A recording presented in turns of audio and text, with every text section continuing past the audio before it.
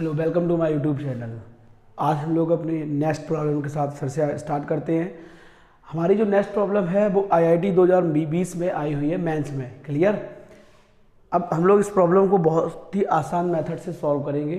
हमारे प्रॉब्लम में पूछा गया है, हमारे क्वेश्चन में क्या पूछा गया है, the compound that has the largest hydrogen M bond, hydrogen H bond पूछा गया है, where M is equal to nitrogen होंगे, सल्फर होगा या ऑक्सीजन या कार्बन। जो M है, M के रिप्लेस पे हमसे पूछा गया है H single bond M single bond H। Clear. तो M के रिप्लेस पे M की जगह जो हमारे एलिमेंट है नाइट्रोजन है, सल्फर है, ऑक्सीजन है और कार्बन है। क्लियर। जहाँ M है हमारा, M हमारा रिप्रेजेंट कर रहा है नाइट्रोजन को, सल्फर को, ऑक्सीजन को और कार्बन को। ठीक है। तो हमें ये बताना है कि सबसे ज़्यादा लार्जेस्ट बॉन्ड एंगल किसका होगा, लार्जेस्ट बॉन्ड एंगल किसका होगा। तो हमसे लार्जेस्ट बॉन्ड एंगल पूछा गया है। ऑप्शन, पहला ऑप्शन हमें दिया गया है CH4, सेकेंड है H2S, थर्ड हमारा NH3 और फोर्थ है हमारा H2O। क्लियर। अब इसके लिए सबसे पहले हमें इनका ये मालूम होना चाहिए इनमें एंगल क्या होगा, ठीक, या इनकी शेप क्या होगी, या अगर इनकी शेप नहीं मालूम है या अगर इनमें लोन पेयर प्रेजेंट होंगे तो हमें लोन पेयर के अकॉर्डिंग इनका एंगल पता चल जाएगा। ठीक है। लोन पेयर के अकॉर्डिंग इनके एंगल हमको पता चल जाएंगे। क्लियर। अब देखो, हम पहले ऑप्शन लेके हैं। फर्स्ट ऑप्शन हमारा है CH4। कौन सा ऑप्शन है? CH4। कार्बन की वैलेंसी कितनी होती है? 4। तो कार्बन की वैलेंसी, तो इसका पहले स्ट्रक्चर इसके ड्रॉ कर लेते हैं। C single bond H single bond H single bond H। Clear. तो ये मीथेन की स्ट्रक्चर्स हो गई।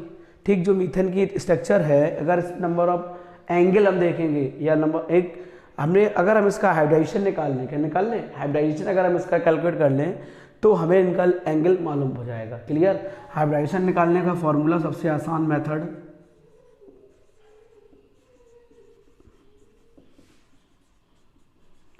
Number of sigma bond plus lone pair. क्या? Number of sigma bond plus lone pair. सबसे आसान मेथड हमारा हाइब्रिडाइजेशन कैलकुलेट करने का। अगर हम इसमें हाइब्रिडाइजेशन हम कैलकुलेट कर लेते हैं ऑप्शंस में, तो हाइब्रिडाइजेशन कैलकुलेट करने के बाद हमें इनका एंगल आइडेंटिफाई हो जाएगा। क्या पता चल जाएगा? एंगल। तो हमें पता चल जाएगा कि हाइड्रोजन M हाइड्रोजन के बीच सबसे ज़्यादा लार्जेस्ट बॉन्ड एंगल किसका होगा। तो फर्स्ट स्ट्रक्चर हमारी CH4 की, तो first sigma, second sigma, third sigma and fourth sigma. तो अगर हम फर्स्ट ए ऑप्शन में हाइब्रिडाइजेशन निकालेंगे तो क्या जाएगा? Hybridisation is equal to number of 4 sigma है प्लस 0। तो कौन सा हाइब्रिडेशन हो जाएगा? 4 ऑर्बिट है। क्या है? 4 ऑर्बिट। तो 4 ऑर्बिट के अकॉर्डिंग हमारा हाइब्रिडाइजेशन हो जाएगा sp3। कौन सा हो जाएगा? sp3। क्लियर। sp3 में एंगल हमारा होता है, अगर हम एंगल की बात करें, BA की बॉन्ड एंगल की बात करें, हमारा 109 डिग्री 28 मिनट। कितना होता? 109 डिग्री 28 मिनट। क्लियर। अब हमारा सेकेंड ऑप्शन हमसे क्या कह रहा है? सेकेंड ऑप्शन हमारा H2S। क्या है हमारा? H2S। चलिए देखिए। क्लियर। अब एक चीज हमेशा ध्यान रखना, हाइड्रोजन किसी का कभी भी सेंट्रल एटम नहीं हो सकता। हाइड्रोजन कभी भी किसी का सेंट्रल एटम नहीं हो सकता।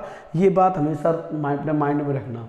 जैसे H2O यहाँ पे लिखा है, तो हाइड्रोजन का सेंट्रल एटम नहीं होगा। सेंट्रल एटम उसमें क्या होगा? ऑक्सीजन।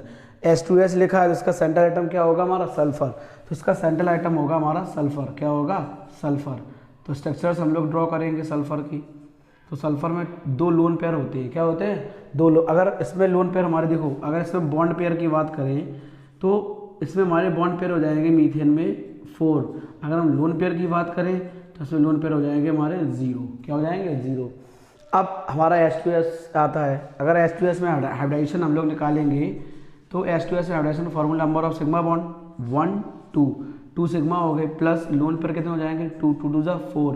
तो हाइब्रिडाइजेशन हमारा क्या हो जाएगा? sp3।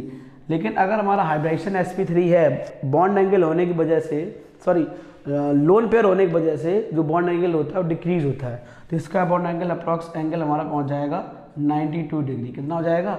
92 डिग्री। क्लियर। अब देखो, जो थर्ड ऑप्शन हमको दिया गया है, हमारा थर्ड ऑप्शन हमारा NH3। क्लियर। नाइट्रोजन की स्ट्रक्चर्स हमारी होती है पिरामिडल, क्या होती है, पिरामिडल। ये भी हाइब्रिडाइजेशन हम लोग कैलकुलेट करेंगे। अगर हम इसका हाइब्रिडाइजेशन कैलकुलेट करेंगे तो सिग्मा 1 2 3 और एक लोन पेयर, तो क्या जाएगा 3 सिग्मा प्लस एक लोन पेयर, कितना हो जाएगा 4। तो हाइब्रिडाइजेशन हमारा कौन सा हो जाएगा, sp3, कौन सा हो जाएगा sp3। अब देखो एक lone pair 2 degree angle decrease करता है, 2 डिग्री, तो इसका एंगल कितना हो जाएगा अप्रॉक्सीमेट 107, ठीक है। अगर हम यहाँ पे चाहें तो हम यहाँ पे लिख सकते हैं 104 डिग्री, क्लियर, 104 डिग्री। अब देखना नेक्स्ट हमारा आता है बॉन्ड एंगल, हमारा कितना आया 107। अब बॉन्ड एंगल हमारा आया 107 डिग्री, लोन पेयर हमारे कितने आई,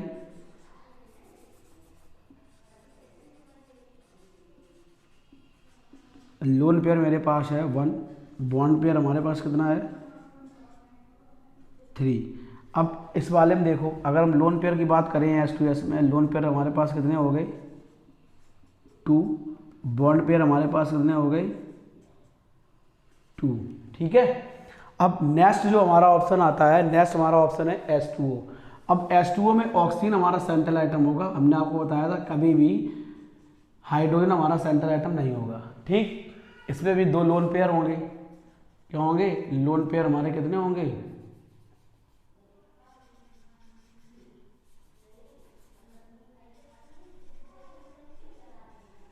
लोन पेयर हो जाएंगे हमारे कितने 2, और बॉन्ड पेयर हमारे कितने हो जाएंगे 2।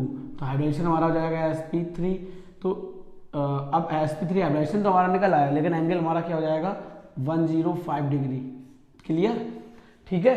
अब हमसे पूछा गया था लार्जेस्ट बॉन्ड एंगल, तो लार्जेस्ट बॉन्ड एंगल देखो, अगर हमने मीथेन का बॉन्ड एंगल कैलकुलेट किया, मीथेन का बॉन्ड एंगल आया मेरा 109 डिग्री 28 मिनट्स।